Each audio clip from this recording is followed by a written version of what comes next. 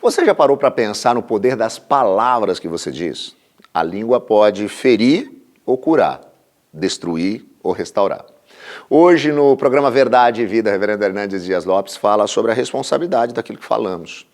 Aproveita esse momento e já se inscreve no canal e aprenda a usar suas palavras para o bem.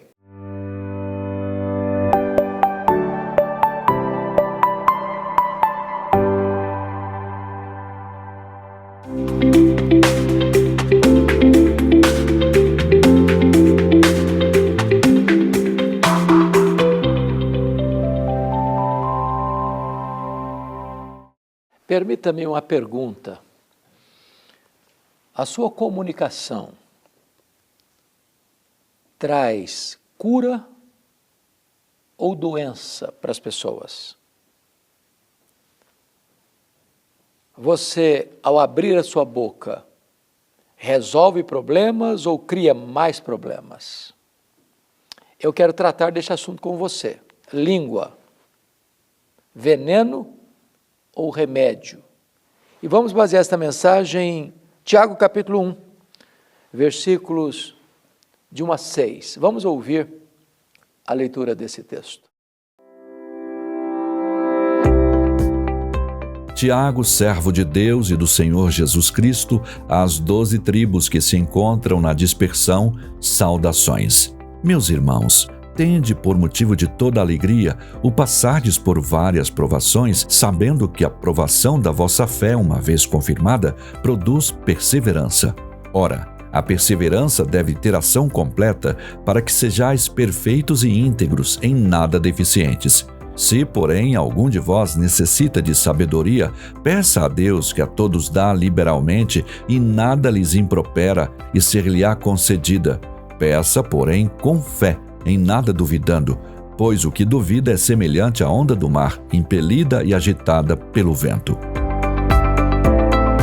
A língua pode ser remédio ou pode ser veneno.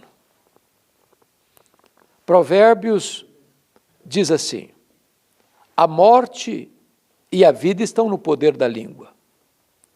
Quem bem a utiliza, come do seu fruto. Você pode matar um relacionamento, você pode dar vida a um relacionamento, dependendo da maneira como você se comunica. A Bíblia diz também assim: a palavra dura suscita ira, mas a resposta branda desvia o furor. Nós comunicamos com o nosso corpo, com o nosso olhar, com os nossos gestos, com o nosso silêncio, mas, sobretudo, com as nossas palavras. As nossas palavras são como uma seta que você joga e não recolhe mais. Ou como alguém que sobe no alto de uma montanha, solta um saco de penas e não dá para recolhê-las todas mais. Então precisamos ser muito cuidadosos com a nossa comunicação, porque nós podemos adoecer as pessoas e a nós mesmos, ou nós podemos ser remédio terapêutico para curar feridas com as nossas palavras. Tiago capítulo 3 aborda este assunto de uma maneira bem prática, e ele começa dizendo: meus irmãos, não vos torneis muitos de vós mestres, sabendo que haveremos de receber maior juízo. Ou seja, quanto mais você conhece, mais responsável você se torna. E ele diz assim: porque todos tropeçamos em muitas coisas. Veja que ele está se dirigindo a gente cristã, aos irmãos. E ele não diz que alguns tropeçam, não. Ele admite, porque todos tropeçamos em muitas coisas. Tiago defende a falibilidade humana, a pecaminosidade humana. Então, cuidado de você não se colocar lá em cima no pedestal e achar que você é uma pessoa muito piedosa, muito bondosa, muito espiritual, e começar a jogar confete em cima de você mesmo. Porque o texto diz, todos tropeçamos em muitas coisas. Mas agora ele vai particularizar dizendo assim, veja você, se alguém não tropeça no falar, é perfeito varão, capaz de refrear também todo o corpo. Então, ele começa a mostrar que, de todas as áreas, muitas em que tropeçamos, a principal é no domínio da língua. Às vezes nós tropeçamos em nossa própria língua. Falamos demais. Falamos na hora errada. Falamos com a entonação de voz errada. Falamos com a motivação errada. Falamos para espetar, ferir as pessoas. Então, ele diz, se você não tropeça no falar, você controla todo o seu corpo. Se você domina a sua língua, você domina todo o seu corpo. E ele começa, então, a usar figuras para entendermos melhor esse assunto. Ele vai dizer 3 coisas fundamentais. Primeiro, a língua tem o poder de dirigir, de conduzir. Ele usa 2 exemplos, o freio do cavalo e o leme do navio. Você sabe que o cavalo, ele precisa, antes de ser usado e ser útil para o trabalho, seja para montar, seja para o serviço do arado, ele precisa ser amansado, adestrado. Então, depois que esse animal é adestrado, coloca-se um freio na sua boca e até uma criança pode montá-lo. Ele não é mais um perigo, uma ameaça. Agora ele está a seu serviço. Você pega um navio tão grande, tão imenso, mas o leme o conduz para aqui e para ali, impedindo que ele se despedace nas rochas. O que Tiago está dizendo com esses 2 símbolos é que a sua língua precisa dirigir você. Para você não ser como um animal selvagem, perigoso, ameaçador. A língua precisa dirigir você, para que você não seja um navio mercante, sem rumo, que vai se chocar nas pedras, nas rochas, nos icebergs da vida.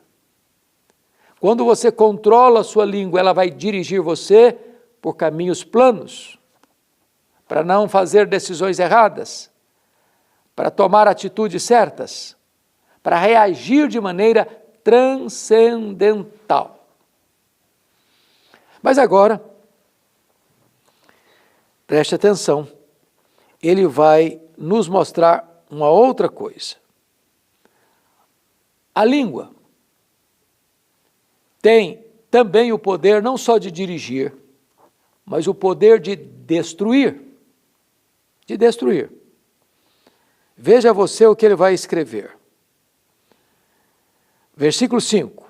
Assim também é a língua, pequeno órgão, se gaba de grandes coisas. Vede como uma fagulha põe em brasas tão grande selva. Ora, a língua é fogo, é mundo de iniquidade. A língua está situada entre os membros do nosso corpo e contamina o corpo inteiro.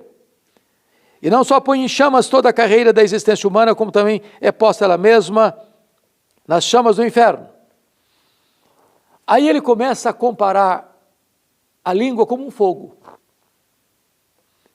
Agora nós estamos num período de seca no Brasil, maiormente a região centro-oeste, das grandes pastagens, dos grandes campos de agricultura, com grandes incêndios.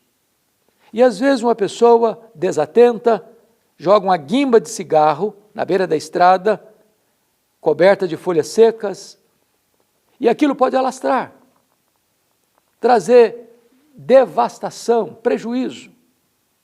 Alguém está caminhando perto de uma floresta e joga um palito de fósforo, que você apaga com um sopro, e aquilo vira um incêndio incontornável.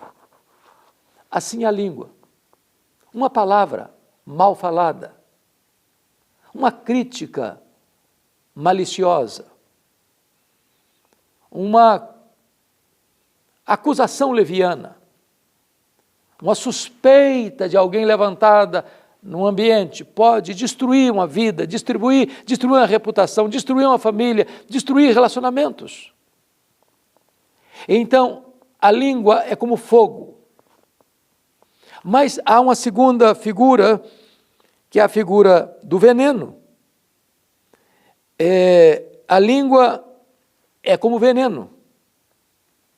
Mata, destrói. Então, cuidado para que na sua comunicação você não destrua relacionamentos. Você não destrua você mesmo. Porque o insensato, ele atormenta a si mesmo com a sua língua. E ele vai mostrar para nós, no versículo 7, que toda espécie de feras, de aves, de répteis, de seres marinhos tem se domado pelo gênero humano. A língua, porém, nenhum dos homens é capaz de domar, é mal incontido, carregado de veneno mortífero. Ele está mostrando o aspecto que a língua, às vezes, ela é indomável. O homem doma as aves dos céus, o homem doma os animais da terra, o homem doma os peixes do mar, mas o homem não consegue domar, controlar a sua própria língua. É um mal incontido. Então, cuidado, porque a língua dirige, mas a língua também destrói. Mas eu quero concluir o raciocínio de Tiago, no capítulo 3, quando ele vai mostrar que a língua pode também deleitar. E ele usa duas figuras, a figura de uma árvore frutífera e a figura de uma fonte de águas cristalinas. A fruta saborosa alimenta, nutre, traz saúde e vida. A fonte de águas limpas dessedenta a sua sede, renova e remoça o seu vigor. Assim é a palavra. Ela alimenta, ela encoraja, ela abençoa, ela consola. Uma palavra boa, oportuna, é um bálsamo, é um refrigério, é um encorajamento, é um consolo, é uma oração, é uma intercessão. Fortalece você, anima você, dá gás para você prosseguir a caminhada da vida. Agora, esta língua pode se tornar contraditória, porque Tiago diz, da mesma boca que sai uma palavra boa, de bênção, daqui a pouco, nessa mesma boca, através dessa mesma língua, são uma palavra de maldição, de condenação, de juízo, de crítica. Então vigie a sua língua, para que ela não seja contraditória. Vigie a sua língua, para que ela não seja veneno. Peça a Deus sabedoria, para que a sua língua seja remédio para balsamizar e para curar as feridas das pessoas. Eu vou orar com você.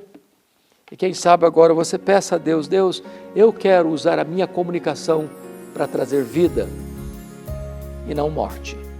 Deus, eu te peço que tu ilumines o nosso coração e nos ajudes, meu Deus, a usarmos a nossa língua, a nossa comunicação, as nossas palavras para produzir edificação, paz, amor, equilíbrio, saúde e vida. Assim oramos, em nome de Jesus. Amém.